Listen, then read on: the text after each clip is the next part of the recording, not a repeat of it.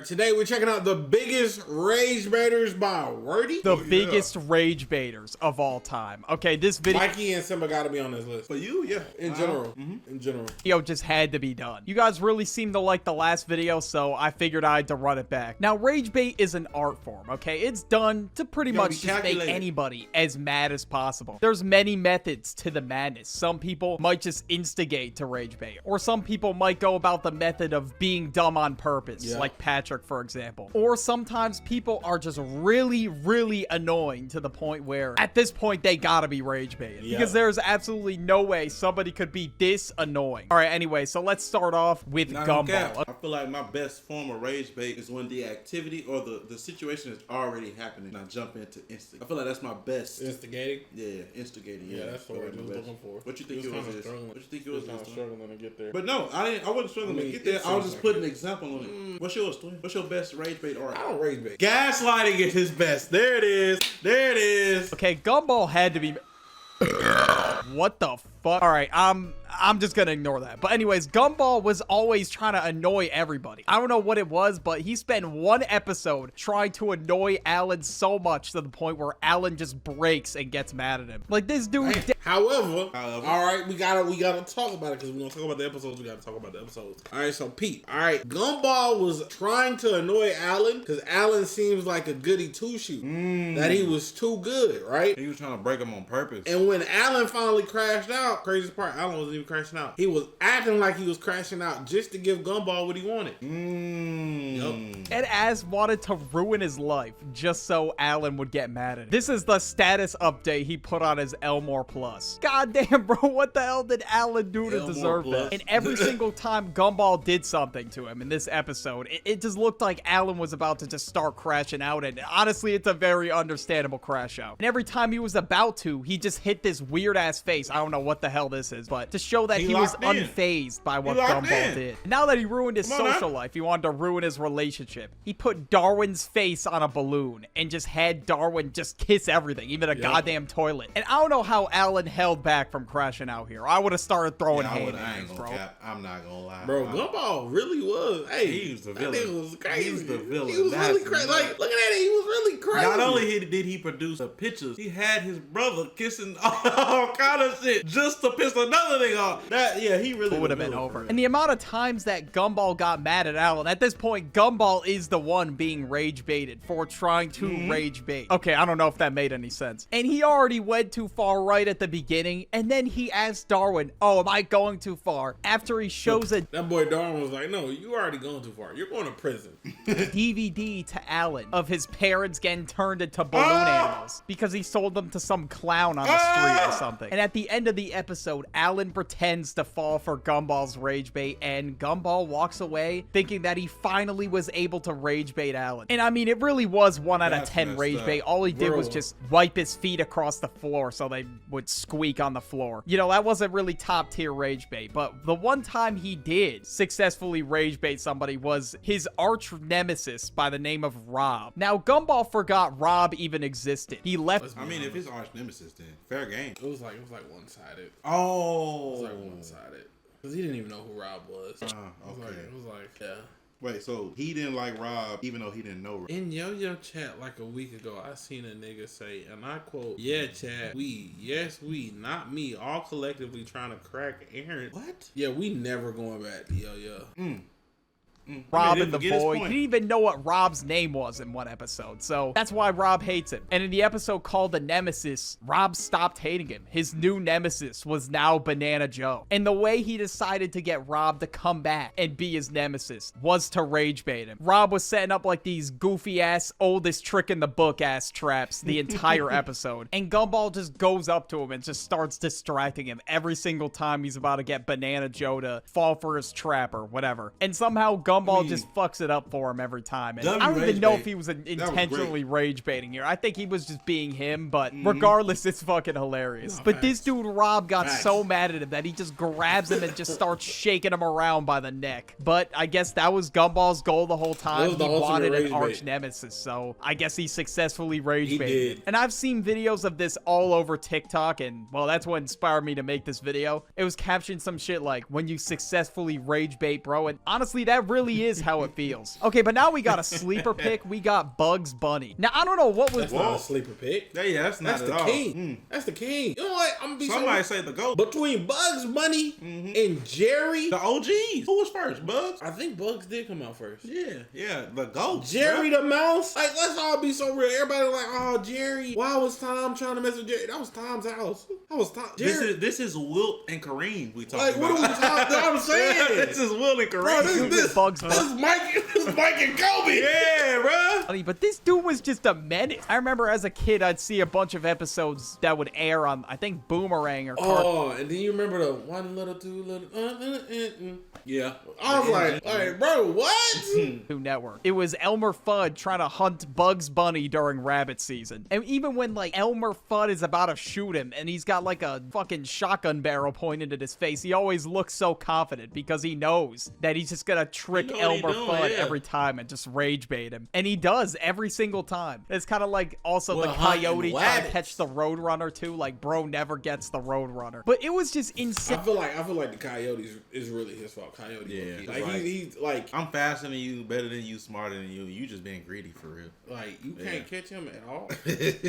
Not once. On, ever. Bro. How gullible Elmer Fudd was. The amount of times he fell for shit, it was insane. Then in one I'll never forget Bugs Bunny dressed up as a female hunter and Daffy was his dog. It was always some like freak shit. And I'm like, what is this? The GOAT, bro. So I think it was called Duck Season or something like that. Bugs and Daffy were fighting over who was going to be hunted by Elmer Fudd. According to Bugs, it was duck season, and according to Daffy, it was rabbit season. And when they got in a back and forth argument about it, Bugs said the opposite one and got Daffy to take a shotgun bullet to the face. And this happened multiple times, so the sheer amount of rage is crazy. Boy, Daffy said, bro, I ain't gonna lie, I learned that trick from Bugs Bunny. What, the saying, putting it back on you, so the other one, no.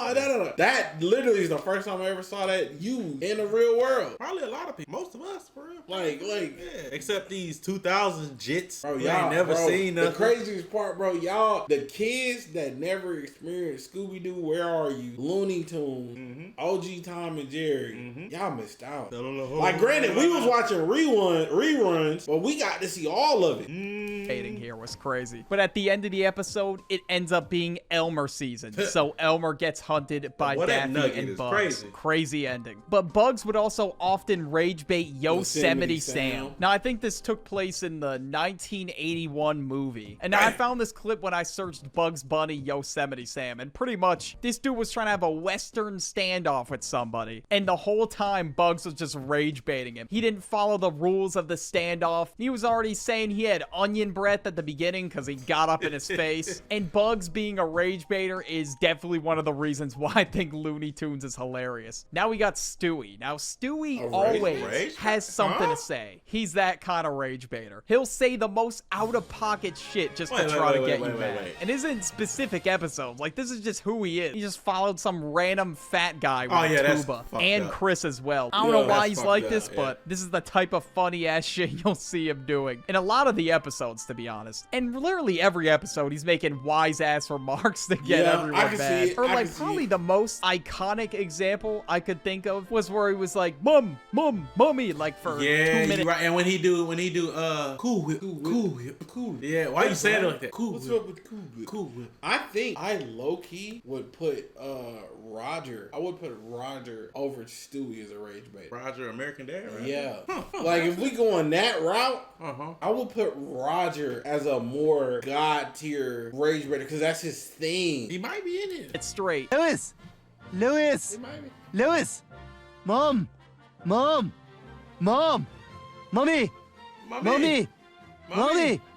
Mama. Trying to get Lois's attention. And then when she finally said what, he just said hi and then just ran away. Like, at this point, he just does it for the love of the game. And Stewie definitely takes it too far sometimes, for sure. Like, he just says, like, the most ruthless shit of all time without even giving a second thought about it. Okay, we have to talk about Mordecai and Rigby. I've talked about them in a lot of videos.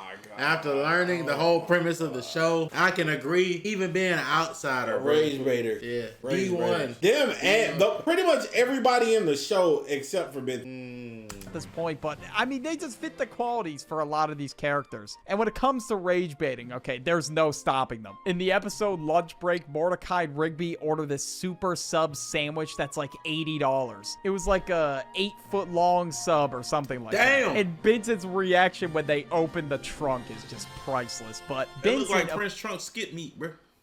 of course, is pissed off because he spent $85 on this goddamn sandwich that they're probably not even gonna eat all of it. So he said, if you don't eat all this by the end of the day, you are both fired. So they somehow plate cleaned the sandwich by the end of the episode. And honestly, you know what? Yeah, they did kind of deserve that. And in the episode, The Prank Callers, Mordecai and Rigby made this prank call on Benson. And honestly, this is one of the funniest episodes in regular show. But Benson, I don't know, he was low-key asking for it, because how do you fall for a Joe Mama joke? That's kind of embarrassing. So this is like the weakest form of rage bait, yet Benson still fell for it. And after falling for a joke... Bro, that's who they think I am. When they say Aaron got anger problems, they think I'm Benson. That's really...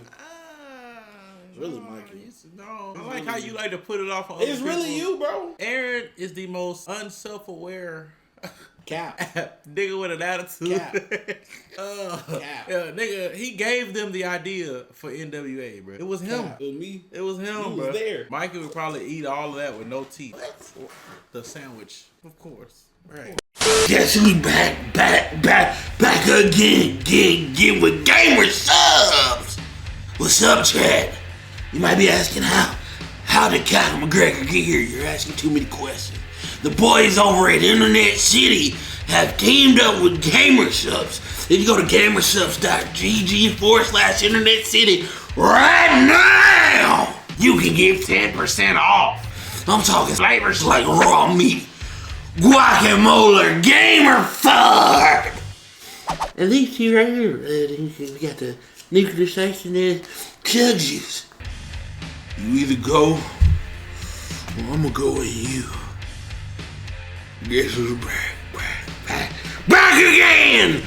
Mama joke. This dude Benson was screaming through the phone that the person on the other end of the line was gonna get tracked down and that he was gonna find them. All that over a Joe Mama joke? Yeah, that's kind of insane. I can't lie to you. And this dude just kept yimming on for a whole nother 30 seconds when he could have just hung up the phone. And they made him react so much to the point where they couldn't even keep it together. Like Rigby had tears in his eyes. But this dude Benson got so mad that he fell for the oldest trick in the book that he stormed into this room that Mordecai and Rigby were in, that he lost his shit and he was like, ring ring, hello, what's that? Mordecai and Rigby are banned from using the house phone? And then he just destroys it. Like, what I don't get about Benson is like always complaining about shit getting destroyed. Yet, I mean, did you see his apartment crash out? Like, that was insane. Benson has... Because they keep rage baiting, my boy. Let's be honest, chat. Come on, man. Let's be honest, chat. Which one of us y'all seen destroy their room the most? Just because we got two different forms of rage don't mean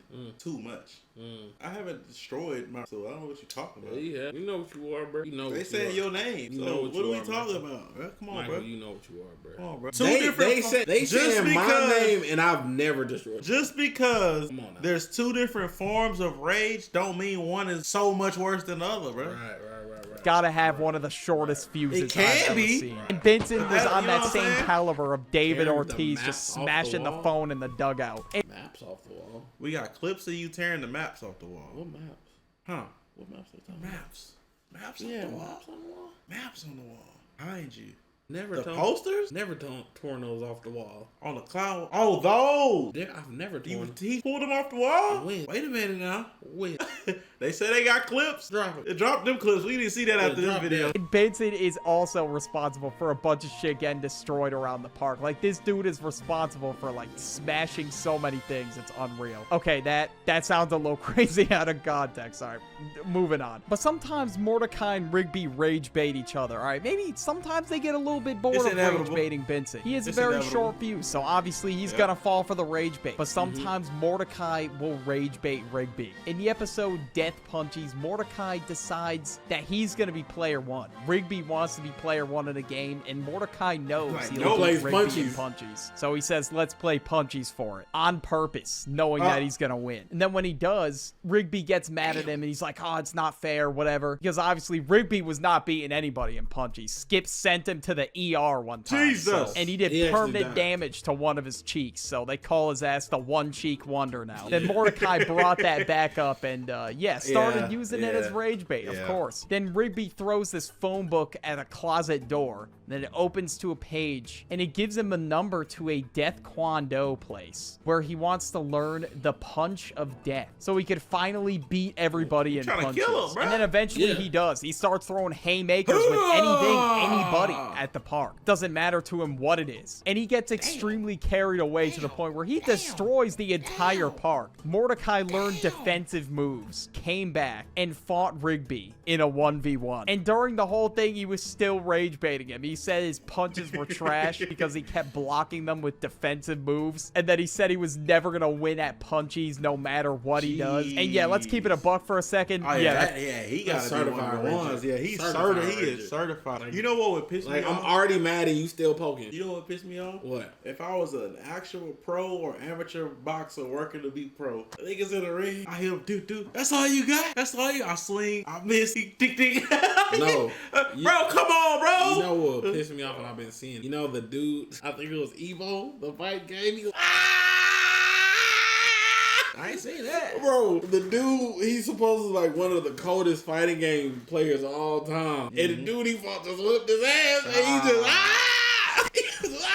You thought you was the top dog. Bro, I don't understand, bro. It's probably true. And eventually, Mordecai fake loses just so they'll stop fighting. And then You gonna Rigby fake finally lose? gets to be player one just for him to die to a snail at the beginning of the first level. Okay, now we got Tom and Jerry. Tom and Jerry are always rage baiting each brought him other. up. But to be honest, it's mostly Jerry. But Tom and Jerry are sometimes friends in some episodes. It's like a love-hate relationship. Now, when I was watching this as a kid, obviously I thought whooping Tom his was the ass. villain. Oh, Jerry's got to get away from the mean cat or whatever. But to be honest with you, this dude Jerry was a menace. Like, Bro, there was so many times. Like, I rewatched it recently and I was like, damn, Jerry's an asshole. He's a D-head, bro. Like, at first I was like, I promise you, I ain't never realized it. I was like, bro, Tom sucks. And I was watching it and I was like, why Jerry going out of his way to do this? He's to a the lovable.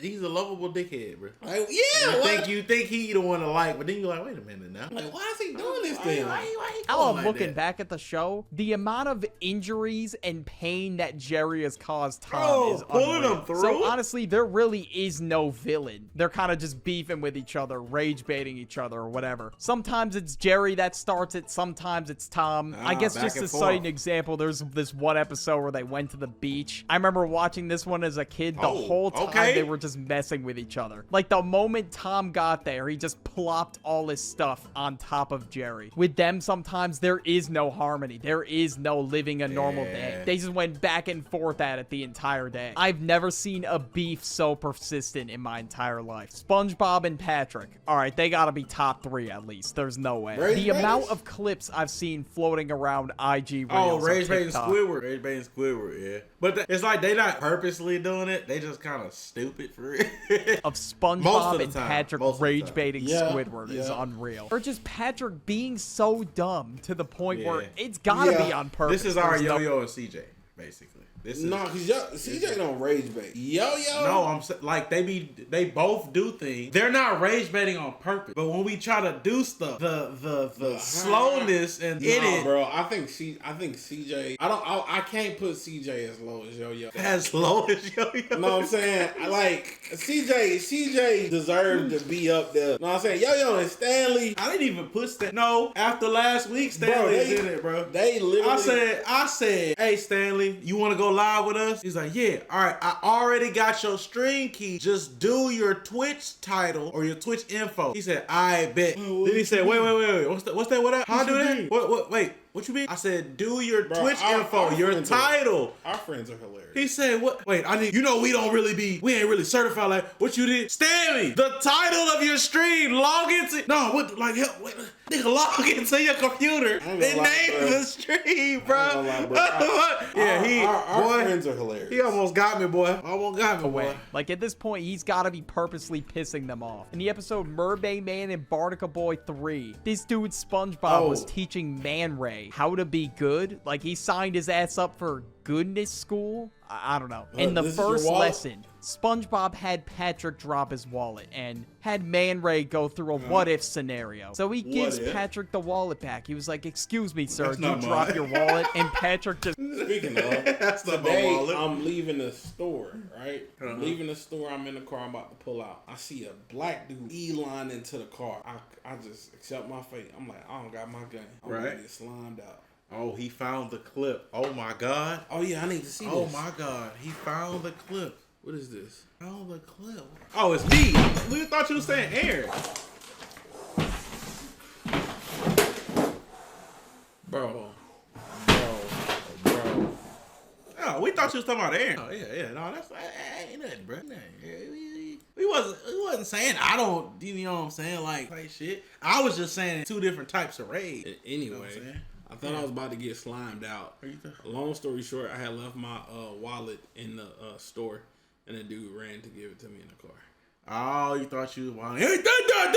Damn, bro. kept denying it. This dude showed him the ID and all. And he even said, yes, that is his ID. But it's not his wallet. He's never seen it a day in his life. And then when Man Ray explained to him that the ID was in the wallet, it's his wallet, even Patrick said that makes sense to him. But then he still denied It's that the not my wallet was wallet. his. Yeah, he's got to be rage baiting, bro. There's no way. There's no one home up there. Like, I don't know what's going on facts. in Patrick's brain. I have Nah, no let's be idea. honest, But all bro. I Because he's rage baiting because they always show every now and then his moments of like where he's actually Consciousness. Yeah. He's rage baiting, bro. know is that there was not a single thought behind those eyes. And the second lesson that SpongeBob was going to teach him is that if you see somebody struggling to lift something, maybe you should help them out. And when he tried to help Patrick out, he just kept dropping the package on his foot. I know I talked about Patrick in the last video, but look, I had to mention him again, all right? Like, it's just crazy. But in one episode, him and SpongeBob apparently dug Squidward's house underground. I don't remember the name of it off the top of my head, but I've been seeing this one clip of it everywhere where this is Squidward SpongeBob. opens the door. SpongeBob and Patrick are just smirking at him. And obviously he's losing his shit because his house is underground. What they were trying to do was dig a hole between their houses so they wouldn't play in Squidward's yard. When Squidward insulted Oh my SpongeBob, God. I guess Squidward called him a reprobate, and he was like, yeah, we're reprobates.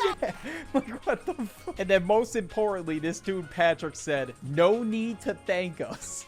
And then Squidward yelled, thank you, and Patrick said, you're welcome. SpongeBob, and especially Patrick, have got You to know be... who they remind me of? They remind me of the best rage baiters ever in real life. Who? 90% of people under the age of 17. Oh yeah, for sure. 90% of the motherfuckers younger than 17. Boy, make you want to. Top tier rage baiters for sure. Now we got Robin from Teen Titans Go. And throughout the show, Robin... I put Beast Boy over. Ooh. I put Beast Boy over Robin for Rage Baiter. Robin is, in fact, a Rage Baiter. I ain't gonna hold you.